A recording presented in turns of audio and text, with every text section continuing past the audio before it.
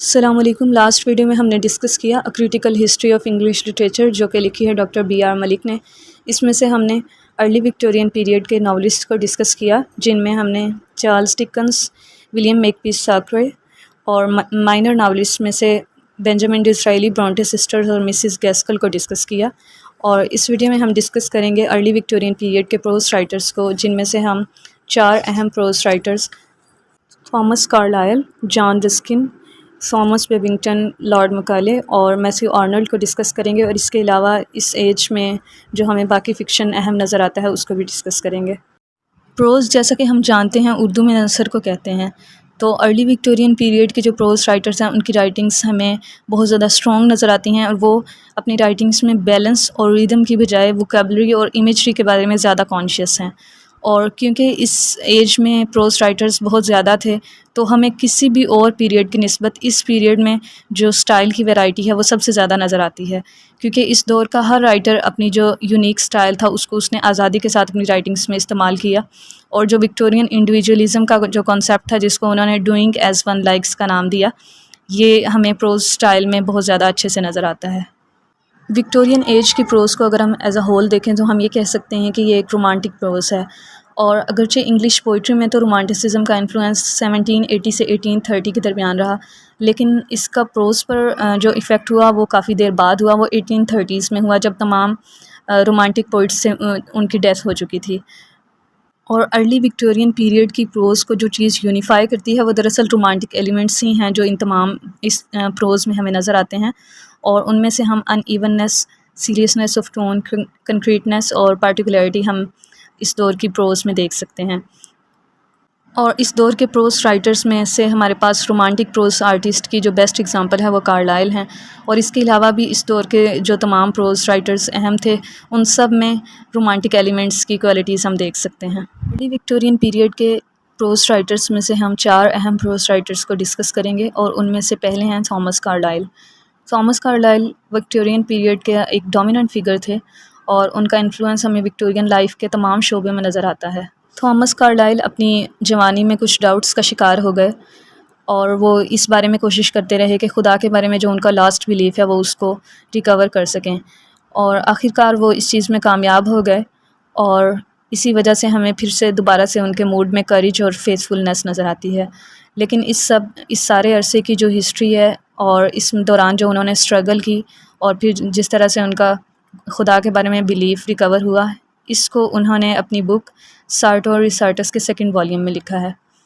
Thomas Carlyle moral weakness اور social evil کو tolerate نہیں کر سکتے تھے،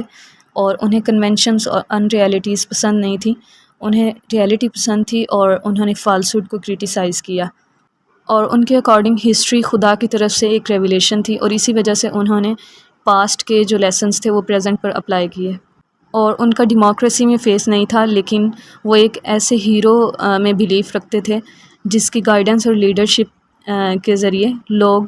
کامیابی کی طرف سفر کر سکتے تھے، اور یہی تھیم ہمیں ان کے lectures heroes and hero worship میں نظر آتا ہے۔ تھامس کارلائل اپنے ویوز کے ذریعے اپنے دور میں پائے جانے والی موومنٹس اور چیزوں کو تبدیل تو نہیں کر سکے، لیکن انہوں نے بہت سے لوگوں کو انفلوئنس ضرور کیا۔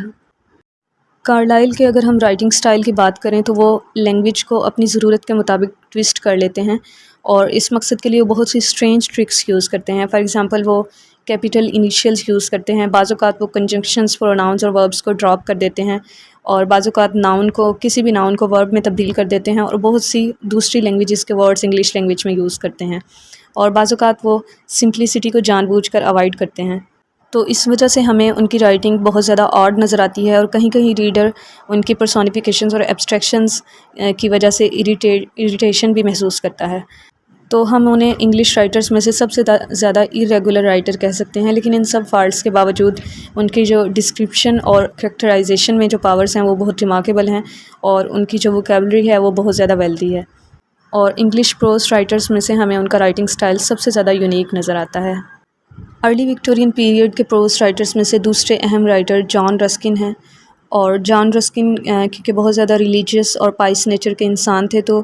وہ بیوٹی سے ریلیجن کو الگ نہیں کر سکتے تھے، اور انہوں نے اس چیز کو پروو کرنے کی کوشش کی کہ آل گریٹ آرٹ از پریز، یعنی تمام جو آرٹ ہے وہ گاڈ کی پریز ہے یا ورشپ ہے۔ اور جان رسکن نے یہ محسوس کیا کہ آرکیٹیکچر پینٹنگ سے زیادہ کسی بھی قوم کی ہیلتھ کو انڈیکیٹ کرتا ہے، اور اسی وجہ سے انہوں نے اپنی books the 7 lamps of architecture اور دا اسٹونز آف وینس میں یہ پروو کرنے کی کوشش کی کہ جو بیسٹ ٹائپ آف آرکیٹیکچر ہے وہ صرف انہی ادوار میں پروڈیوس کیا جا سکتا ہے جب وہ دور مورلی سپیریئر ہوں، یعنی اخلاقی طور پر بہترین ہوں۔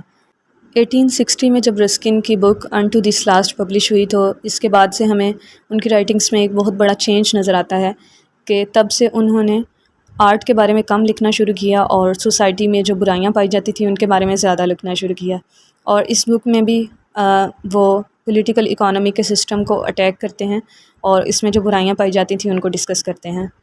اس کے بعد ان کی جو بکس پبلش ہوئیں، فار ایگزامپل سیسمی اینڈ لیلیز اور دا کراؤن آف وائلڈ اولیو، اس میں رسکن ہمیں ایک ایجوکیٹر کے طور پر نظر آتے ہیں، اور ان بکس میں ان کے آرگومنٹس بہت زیادہ کلیئر ہیں اور وہ بہت اچھی سکلز کے ساتھ ان کو بیان کرتے ہیں۔ اور ان کی لاسٹ بک جو کہ ان کی آٹو بایوگرافی تھی جس کا نام پریٹیریا ہے، اس میں ہمیں ان کی پاسٹ لائف کے بارے میں بہت سی انٹرسٹنگ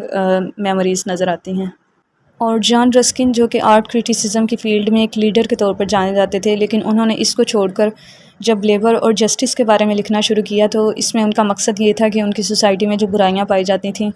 وہ ان کو خاموشی سے نہیں دیکھیں گے، بلکہ ان کو کم کرنے کے لیے وہ اپنی پوری کوشش کریں گے۔ تو اسی وجہ سے اب وہ ایک لٹریری مین کے طور پر کم اور ایک ایتھیکل ٹیچر کے طور پر زیادہ جانے جاتے ہیں، اور انہوں نے جو بھی لکھا اس میں ان کی ایک سنسیریٹی نظر آتی ہے اور ان کی رائٹنگس میں ہیومینٹی کے لیے کوئی نہ کوئی میسیج نظر آتا ہے۔ اور اس چیز میں کوئی شک نہیں ہے کہ انہوں نے اپنے دور میں پائے جانے والے بہت بڑے بڑے پرابلمس کے سولوشنز کو پوائنٹ آؤٹ کیا۔ اور جان رسکن کی رائٹنگس کا ایک اور کریکٹرسٹک ان کی ریدمک اور میلوڈیس کوالٹی ہے جو کہ ان کی پروز کو بھی پوئٹری کے ایکول کر دیتی ہے۔ ارلی وکٹورین پیریڈ کے اہم پروز رائٹرز میں سے تھرڈ اہم pros writer Thomas Babington lord مکالی ہیں، اور اگرچہ آج کل کارلائل اور رسکن کو سب سے زیادہ اہم پروز رائٹرز سمجھا جاتا ہے، لیکن اپنے دور میں مکالی ان دونوں سے زیادہ پاپولر تھے اور ان کو ان دونوں سے زیادہ بڑا رائٹر سمجھا جاتا تھا۔ مکالی نے 25 ایئرز کی ایج میں پوئٹری کے بارے میں جنرلی اور خصوصاً ملٹن کے بارے میں کہ وہ ایک پوئٹ، مین اور پولیٹیشین کے طور پر ان کا کیا رول تھا، اس بارے میں انہوں نے ایسے لکھا، اور اس ایسے کے بعد سے ان کو اچانک بہت زیادہ پاپولیرٹی مل گئی۔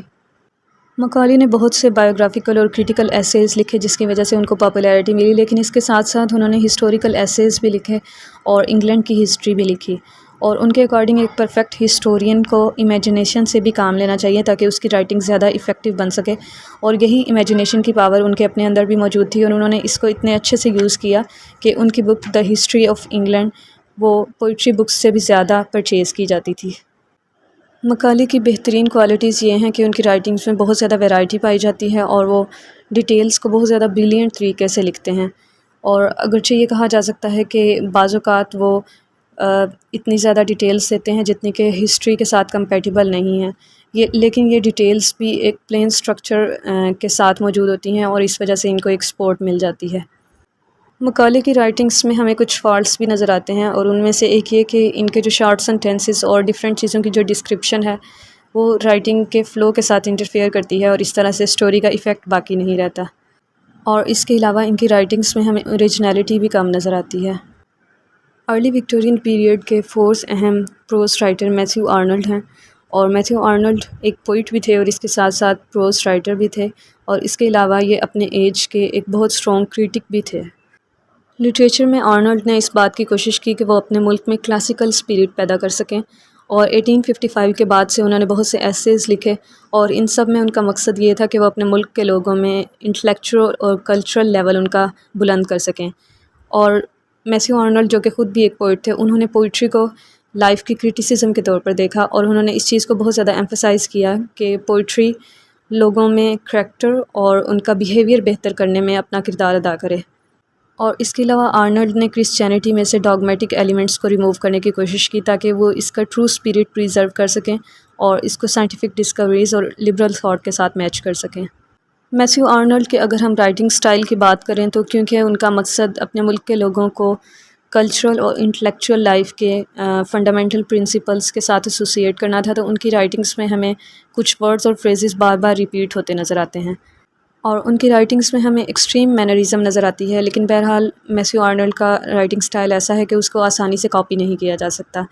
اور ان کے کچھ ویوز کی وجہ سے ان کے دور کے کچھ انکائنڈ کریٹکس نے ان کا مذاق بھی اڑایا، لیکن بہرحال ہمیں ان کی رائٹنگس میں ایک سنسیریٹی نظر آتی ہے، اور اپنے دور کے ایسے رائٹرز میں وہ ہمیں ٹاپ پر نظر آتے ہیں۔ ارلی وکٹورین ایج کے اگر ہم باقی فکشن کو دیکھیں تو اس دور میں بہت سے ایسے ناولز لکھے گئے جن کا کوئی مورل تھا، اور بعض اوقات یہ صرف کچھ انجوائبل سٹوریز تھیں، اور ان مورل سٹوریز میں سے جو سب سے زیادہ فیمس تھی وہ دی واٹر بیبیز تھی، جو چارلس کنگسلی نے لکھی، اور یہ کوئین وکٹوریہ کی فیوریٹ سٹوری تھی، اور وہ اپنے گرینڈ چلڈرن کو یہ پڑھ کر سنایا کرتی تھی۔ اسکول ناولس میں سے اس دور کا سب سے زیادہ famous novel Tom Brown's school days تھا، جو کہ تھامس ہیوز نے لکھا، اور گرل ریڈرز کے لیے اس دور میں ایک بہت زیادہ فیمس ناول اینس ویلس بلیک بیوٹی تھا، جو کہ ایک ہورس کے بارے میں تھا۔ اور اس دور کی ایک بک جو کہ چلڈرن اور ایڈلٹس سب میں پاپولر تھی، وہ لوئس کیرل کی بک ایلس ایڈونچرز ان ونڈر لینڈ تھی، اور کیرل جو کہ آکسفورڈ یونیورسٹی میں پروفیسر تھے، انہوں نے یہ بک اپنے ایک فرینڈ کی بیٹی جس کا نام ایلس تھا اس کے لیے لکھی تھی، اور اس کے 6 سال بعد لوئس کیرل نے تھرو دا لوکنگ گلاس لکھی، جو کہ ایلس کے ایڈونچرز کو ہی کنٹینیو کرتی ہے۔ اور اس دور میں جو ہمیں سائنس فکشن نظر آتا ہے اس میں ایچ جی ویلس کے ناولز شامل ہیں، فار ایگزامپل ان کے novels the Time Machine, the Invisible Man, the War of the World, the First Man in the Moon وغیرہ شامل ہیں۔ اس دور کی فینٹیسی رائٹنگز میں سے ہمیں سب سے زیادہ اہم رائٹنگ ولیم موریس کی نیوز فرام نو ویئر نظر آتی ہے، جو کہ جس میں ایک مثالی ریاست کا نقشہ کھینچا گیا ہے، اور یہ ایک پرفیکٹ پلیس ہے جس میں سوسائٹی اتنی پرفیکٹ ہے جتنی کہ وہ ہو سکتی ہے، اور یہ ولیم موریس کی ایک آئیڈیل ورلڈ ہے جو ہمیں اس بک میں نظر آتی ہے، اور وکٹورین ایج کے جو مین فیچرز ہیں وہ ہمیں اس میں نظر ہی نہیں آتے، فار ایگزامپل ان میں منی، انڈسٹریلزم اور سینٹرل گورنمنٹ ہمیں نظر نہیں آتی۔ یہ تھا ارلی وکٹورین پیریڈ کے پروز رائٹرز کا انٹروڈکشن، اور جیسا کہ ہم پہلے ارلی وکٹورین پیریڈ کے پوئٹس کو ڈسکس کر چکے ہیں، تو نیکسٹ ویڈیو میں ہم لیٹر وکٹورین پیریڈ کے پوئٹس کو ڈسکس کریں گے۔ سبحان اللہ، الحمدللہ، لا الہ الا اللہ، اللہ اکبر۔ سبحان اللہ، الحمدللہ۔